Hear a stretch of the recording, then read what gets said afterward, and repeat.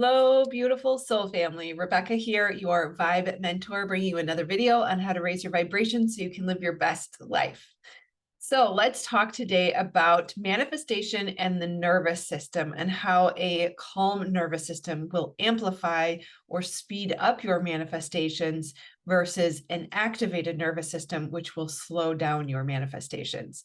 But before we do, I want to remind you the New Earth Construction Team community is open. We would welcome you with open arms. If you are a seeker, if you are a conscious, purpose-driven entrepreneur, if you are here with a desire to do something that matters, to help make the world a better place, to bring about heaven on earth, then this is the place to be. We will not only help you move through the blocks that keep you from your purpose so that you can manifest abundance and help create the new earth, but we will also partner you with groups who are driven towards a similar purpose as you. If you are here with a passion for education, there's a group for you. If you are here with a passion for tarot card reading, there's a group for you. If you are here with a passion for engineering, there is a group for you.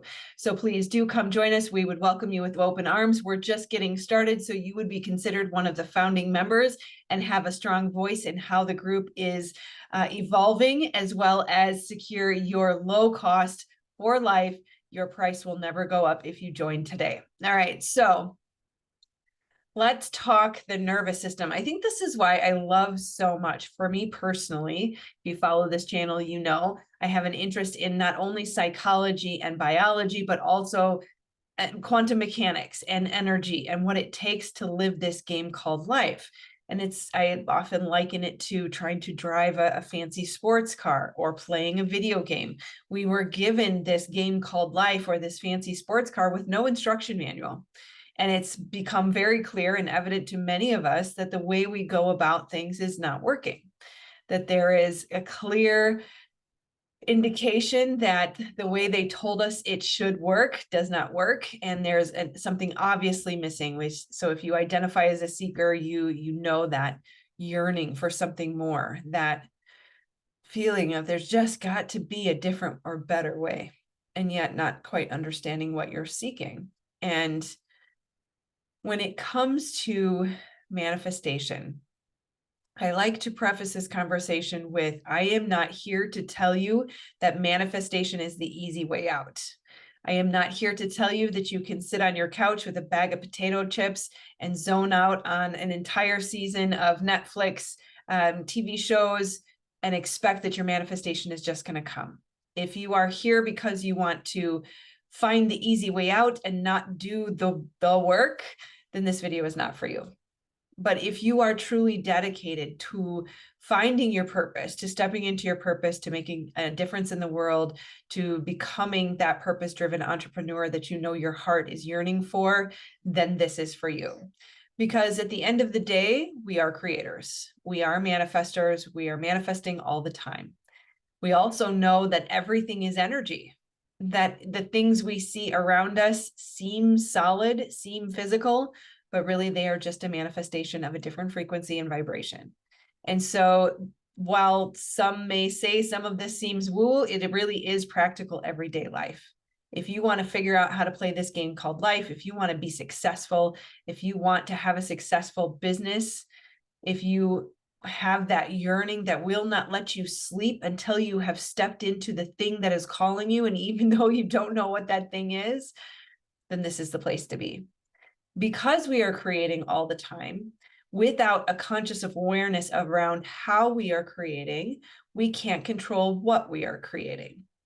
Now, from a biological perspective and even a psychological perspective, the way this mechanism works is that when we give the brain, when we feed the brain an image, is how it's said, but it's also when we choose a thought, when we have an underlying belief. Now, I realize I just threw 3 things at you. All 3 of those have separate videos for just explaining that topic. So I'm gonna say it again a little bit differently and a little bit hopefully slower for you.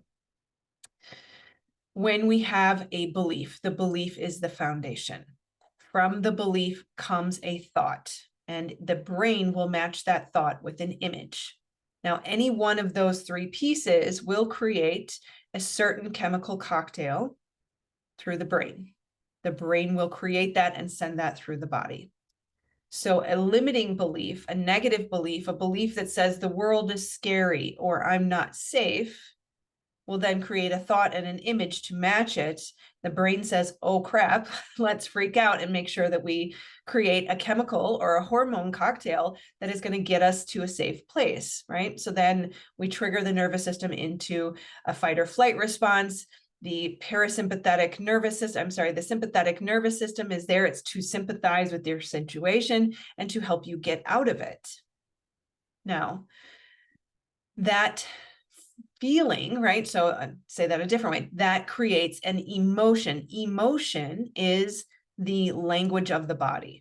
So when we had a belief that created a thought, that created an image to go with it, the brain decided it's not safe. It floods the body with stress hormones like cortisol and adrenaline to help you get out of that situation. That creates an emotion in the body.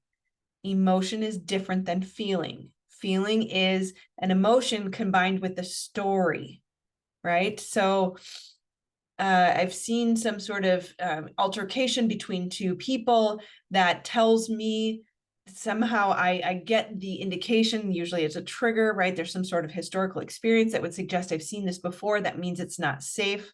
So we get that unsafe feeling in our body, and then the brain connects a story to it that says, oh, my dad and brother used to fight that way. I know this is not going to go well. And that's the feeling, right? So we're going to kind of table the feeling. We don't want to pay attention to the feeling just yet, because without the proper healing, the feeling can be deceptive.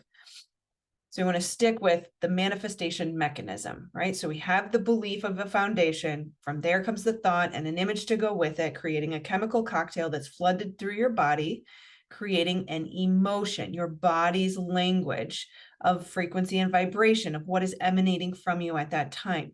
Your emotion, the language of the body, how you feel in the body, not a feeling, that's different, is your frequency, your emanation, your vibration.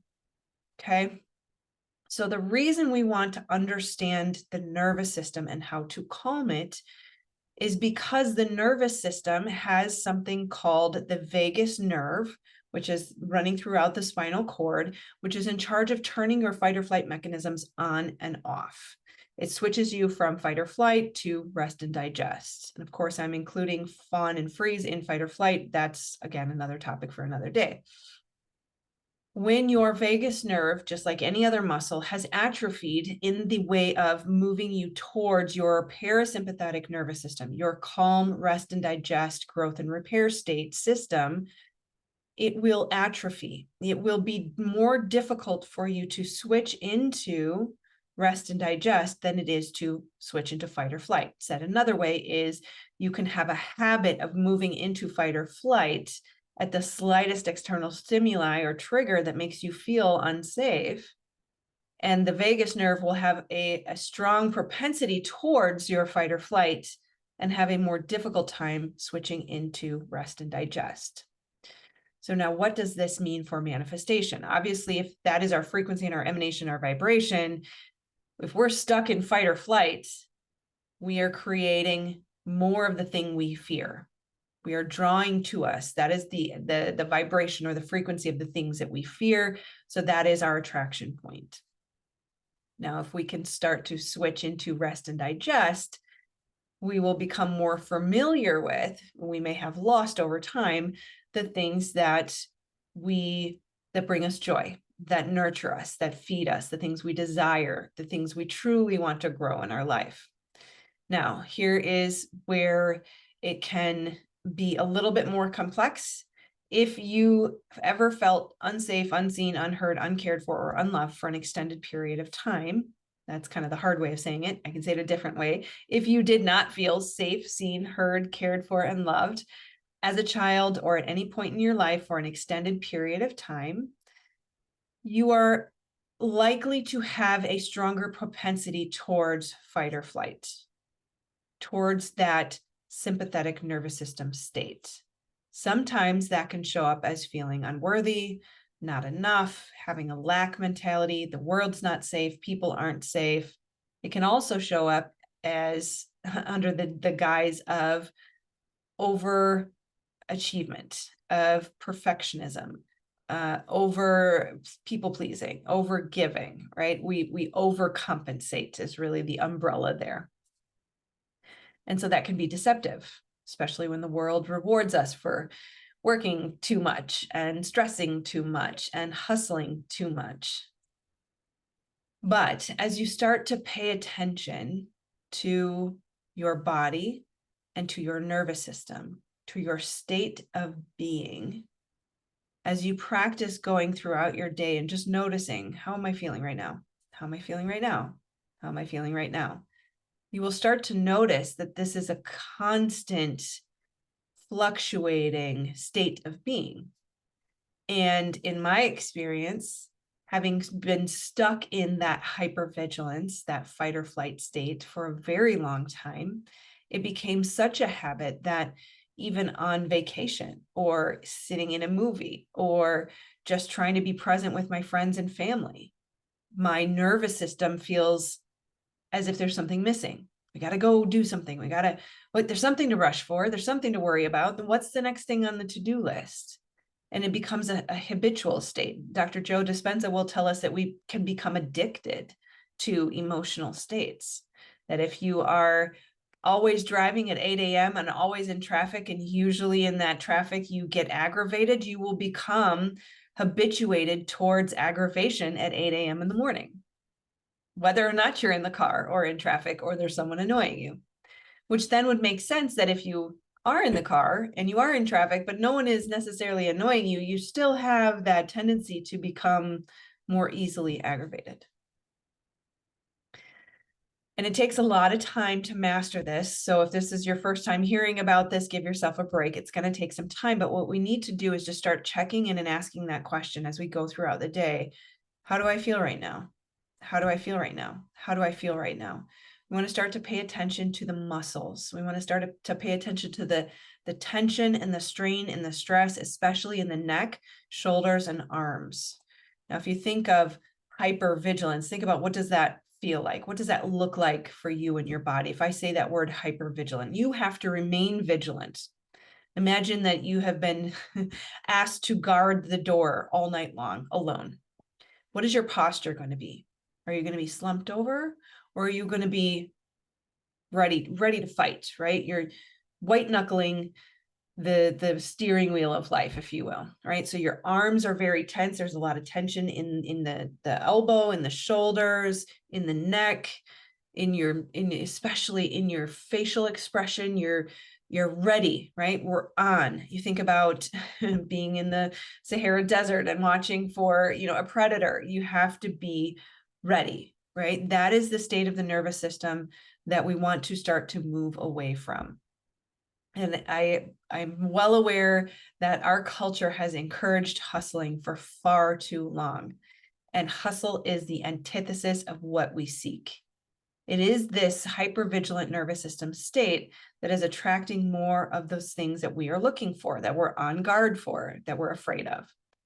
So now, as we go through this exercise and we're checking in with ourselves every day and we're asking, where am I at now? Where am I at now? When you notice you're in that hypervigilant state, you can consciously choose to relax. And even just the practice of going from tense to relaxed, to tense and relaxed, to tensed and relaxed can also help that vagus nerve start to exercise itself again, start to practice the relax. And that's what we're looking for here.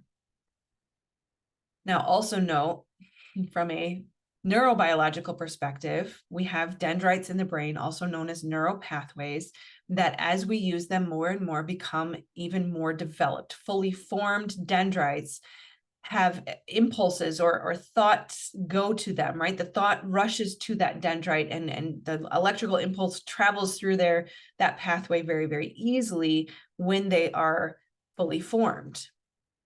And so you will have an external stimuli, you'll have the nervous system activation, and you'll have the thought, oh, I must rush very quickly, faster than the speed of light. It happens, and I don't know if it's actually faster than the speed of light, but it's happening in nanoseconds, right? So it can be tricky to start to catch in the beginning, but as you practice and start to notice, I had this thought that I should rush. I had this thought that I should be anxious, or I should hustle, or I should hurry, or I should rush.